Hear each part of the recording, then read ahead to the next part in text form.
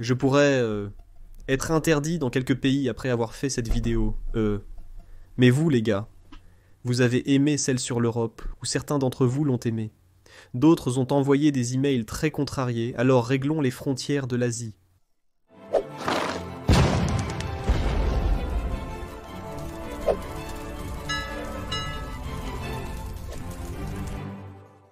Encore une fois, ne prenez pas tout ça trop au sérieux. C'est simplement un exercice de réflexion sur un scénario hypothétique, qui nous amène à considérer nos frontières actuelles et leur possible évolution. Je ne plaide pas pour qu'un pays disparaisse, perde ou gagne du territoire de manière sérieuse. Au fait, je n'ai pas pris ces décisions tout seul. Quelques personnes sur mon Patreon ont également présenté leurs suggestions, donc si vous voulez participer à ce processus de création de vidéos de temps en temps, assurez-vous de me soutenir sur Patreon également. Maintenant, entrons dans le vif du sujet. Commençons par Chypre. Je sais que Chypre est européenne, mais géographiquement elle est plus proche de l'Asie, donc je l'ai incluse ici. Aujourd'hui, Chypre est divisée entre le nord et le sud, turc et grec respectivement, avec une zone démilitarisée entre les deux et quelques bases britanniques dispersées. Je pense que la réunification de l'île est inévitable, et c'est donc la première modification des frontières de l'Asie que je ferai. Passons maintenant à la Turquie. Beaucoup de gens étant très contrariés que, dans la vidéo sur l'Europe, j'ai annexé la Thrace orientale à la Grèce. Donc d'accord, dans ce scénario, la Turquie la conserve. Mais d'un autre côté, il y a quelque chose que je pense devrait changer ici, qui pourrait contrarier encore plus les Turcs, le Kurdistan. Lorsque vous regardez une carte ethnique de la Turquie, vous identifiez clairement une prévalence régionale des Kurdes dans le sud-est. Cette présence de Kurdes ethniques est courante également dans certaines parties de la Syrie, de l'Iran et de l'Irak. Plus loin, nous verrons comment cela pourrait également affecter ces pays. Mais dans ce scénario, je pense qu'un Kurdistan libre serait essentiel. En passant à la région du Caucase, c'est assez intéressant. L'Arménie, je pense, doit annexer Nakhchivan. Elle a déjà perdu le Nagorno-Karabakh au profit de l'Azerbaïdjan. Donc, cela servirait de compensation. Je supprimerais également tous ces petits enclaves qui gâchent une frontière plus nette que nous pourrions avoir. À l'intersection entre l'Arménie, la Turquie et le nouveau Kurdistan, nous aurions un peu de désordre. Je pense donc qu'il serait logique que le Kurdistan se retire un peu pour cette raison. En somme, ils reçoivent déjà un vaste territoire.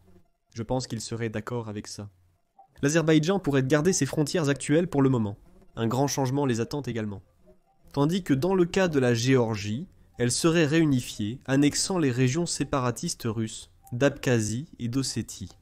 Dans le cas de l'Iran, il perdrait également une partie significative de son territoire occidental, actuellement l'ensemble des provinces en Iran, où les Kurdes sont majoritaires. Il perdrait également plus de terres plus au nord. Lorsque vous regardez une carte ethnique, encore une fois, de l'Iran, vous voyez comment cette région est principalement peuplée par des personnes azerbaïdjanaises. Je pense que l'Azerbaïdjan pourrait avoir intérêt à agrandir significativement son territoire. Je pense qu'il me pardonnerait de perdre Nakhchivan si c'était le gain.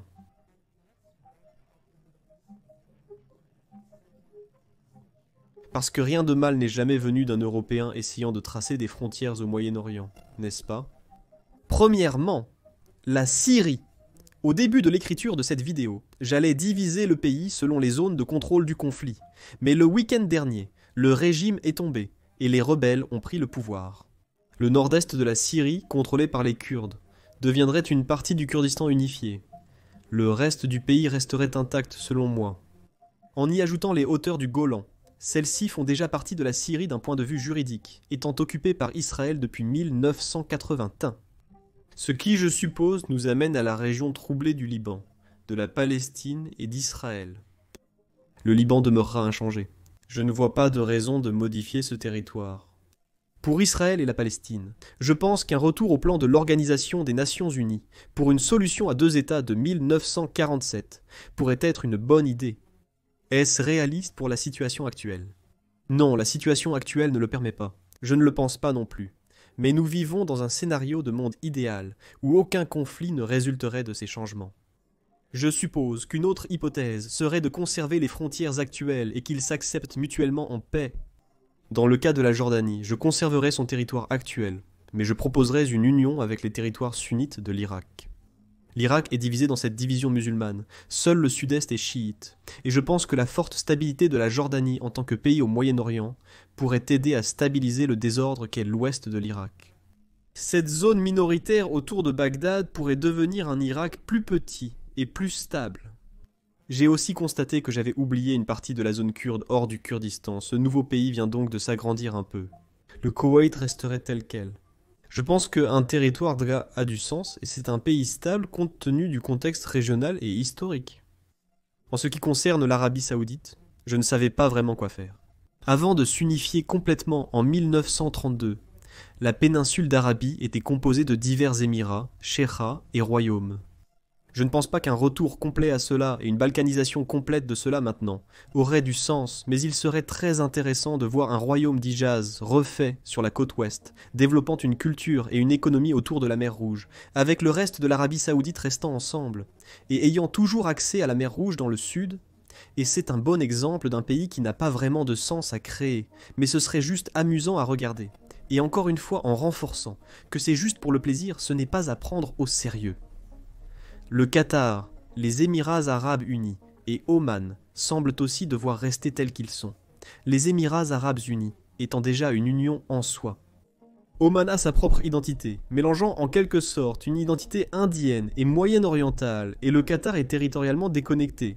Donc dans ce scénario, ces trois resteraient les mêmes. Oh, en fait, je corrigerai quelque chose. La situation d'enclave, où Oman a des terres à l'intérieur, et après les Émirats arabes unis, étant territorialement déconnectés du reste du pays. Donc dans ce cas, j'annexerai ceux aux Émirats. Désolé Oman. Pour le Yémen, je pense qu'une partition était nécessaire. Le Yémen est impliqué dans un conflit interne sérieux et profond depuis des années maintenant. Il était autrefois 2 à 3 royaumes séparés, puis unis, principalement pour des raisons coloniales. Donc je pense qu'une tripartition du Yémen serait utile ici avec le Yémen dans son ensemble disparaissant, et 3 nouveaux pays étant créés. Le Yémen du Nord, le Yémen du Sud et l'Arabie du Sud à l'Est, qui conserveraient également les îles de Socotra. Maintenant que nous avons terminé avec le Moyen-Orient, passons à la région de l'Asie centrale, puis à l'Asie de l'Est. J'ai beaucoup réfléchi à ce qui pourrait être fait avec les Istans d'Asie centrale, car ils ont vraiment leur propre identité. Il serait donc peut-être logique de les garder exactement tels qu'ils sont. Mais cette vidéo a-t-elle du sens ? L'incroyable désordre que sont les frontières entre le Tadjikistan, le Kirghizistan, l'Ouzbékistan et le Turkménistan m'a également amené à ne même pas vouloir essayer de comprendre comment les résoudre, et j'ai donc envisagé de les unir tous en un seul État turc. L'organisation des États turcs existe déjà, même si le Tadjikistan n'en fait pas partie, ce que j'ignorais. Ils ont souvent parlé de s'unir davantage, donc je pense que ce serait un moyen de créer une superpuissance en Asie centrale. De plus, seuls, ils sont plus exposés à l'influence russe ou chinoise, tandis qu'ensemble, ils peuvent être assez forts pour tenir à l'écart tout intérêt étranger. Et maintenant, déplaçons-nous un peu vers le sud, vers une autre position de l'Asie centrale, le Pakistan et l'Afghanistan. Ces deux pays sont très différents, mais la réalité est qu'ils ont quelques groupes de population, qui vivent de part et d'autre de leurs frontières, et si nous superposons cette carte ethnique des deux pays, nous pouvons le voir. Le Pakistan est essentiellement divisé en 4 groupes, les Balochs au sud-ouest, qui s'étendent également légèrement en Afghanistan, et qui veulent en fait l'indépendance depuis le départ des Britanniques, les Sindhis au sud-est, les Punjabis au nord-est, et ensuite les Pashtuns à l'ouest, qui occupent également environ la moitié sud de l'Afghanistan. Le nord est divisé entre divers groupes, dont beaucoup sont des minorités turques à l'intérieur du pays, en Afghanistan, venant des pays d'Asie centrale qui les bordent. Je pense donc qu'une bonne réorganisation de ce territoire serait l'annexion de ces zones par la nouvelle fédération turque, et la création d'un Pashtunistan à travers la frontière, d'un Balochistan libre dans le sud, et de 2 pays supplémentaires à l'est, le Sindhistan et le Punjabistan. Ce qui nous amène à l'Inde. Avant l'unification, l'Inde était organisée en diverses régions semi-autonomes, appelées États princiers, sous la domination britannique. Bien que je ne pense pas que répéter cette division serait une bonne idée, car une identité indienne commune existe aujourd'hui, et les différences régionales ne semblent pas très intenses. Mais corrigez-moi si je me trompe, il serait toujours intéressant de voir une Inde avec des frontières légèrement différentes. Peut-être que la région du Pendjab pourrait s'unir à un Pendjabistan indépendant.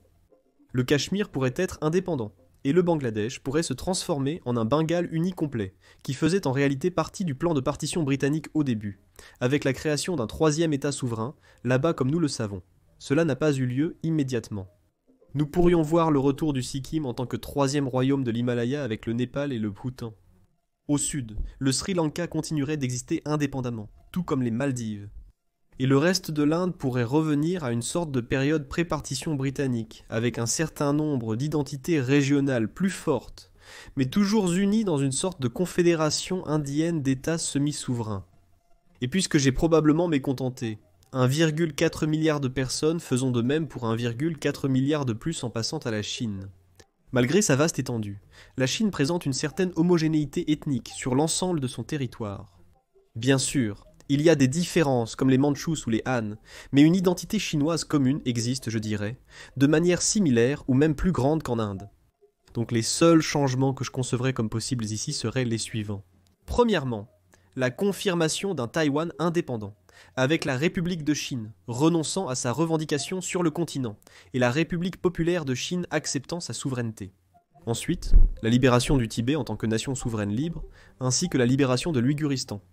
Un nouveau pays turc également, non pas une partie de l'Union turque, mais allié à celle-ci en compromis.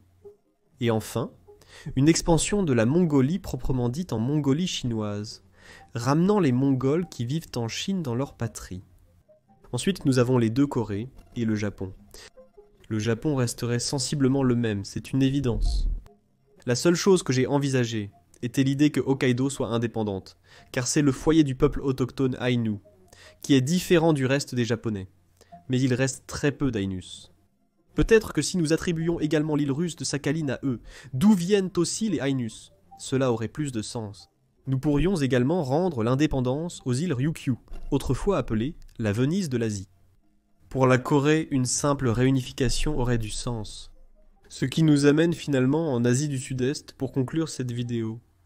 Avec le Vietnam, le Cambodge et le Laos temporairement unis pendant l'époque coloniale en tant qu'Indochine française, je ne pense pas qu'un retour à cela aurait beaucoup de sens. Je les garderai donc séparés et tels qu'ils sont. Quand vous regardez une carte ethnique du reste de ces pays, il ne semble pas y avoir beaucoup de divisions ou d'unions à faire non plus. Il existe divers groupes à travers le Myanmar et la Thaïlande, mais très peu traversent les frontières existantes. Au mieux, nous pourrions peut-être créer un État souverain, Rohingya, au sein du Myanmar, pour protéger la minorité musulmane là-bas, qui pourrait potentiellement s'unir avec le Bengale, puisqu'il le borde, considérant que le Bangladesh est également musulman, et est déjà une voie d'évasion directe pour beaucoup de ces personnes aujourd'hui. Plus au sud, peut-être que la Malaisie pourrait se diviser en deux. C'est assez étrange qu'une partie du pays existe sur le continent et l'autre moitié sur une île assez éloignée, bien que je sache que les gens sont tous malais. Mais ici, pour le bien du scénario hypothétique, peut-être que Singapour pourrait s'étendre en Malaisie continentale, tandis que la Malaisie insulaire pourrait absorber Bornéo. Je pense que les Philippines pourraient rester les mêmes. Il y a une très petite région dans le sud qui est majoritairement musulmane en contraste avec le reste du pays catholique, et elle demande l'indépendance, mais elle est si petite que je ne pense pas que cela ait du sens de l'inclure ici. Et enfin pour l'Indonésie, pourrait-elle se diviser peut-être en sa propre confédération de pays semi-autonomes, basée sur chaque île, avec la Papouasie occidentale s'unissant à la Papouasie-Nouvelle-Guinée en une seule nation insulaire papouane, et Timor-Leste et Bali restant indépendants, l'ancien pouvant potentiellement s'étendre dans le reste de son île. Alors, que pensez-vous de cette refonte des frontières des pays asiatiques? Faites-le moi savoir dans les commentaires. Je suis sûr d'avoir fait beaucoup d'erreurs et négligé pas mal de choses, surtout si vous venez de l'un de ces pays. Éduquez-moi, dites-moi pourquoi cela fonctionnerait ou ne fonctionnerait pas. N'oubliez pas, c'est pour s'amuser, pas pour être sérieux. Je suis impatient de lire vos commentaires. Selon vous, lequel de ces événements a une réelle chance de se produire? Aimeriez-vous que ce soit le cas? De plus, s'il y a des changements que je n'ai pas mentionnés et que vous pensez qu'ils pourraient se produire, dites-moi quels sont ceux-là aussi.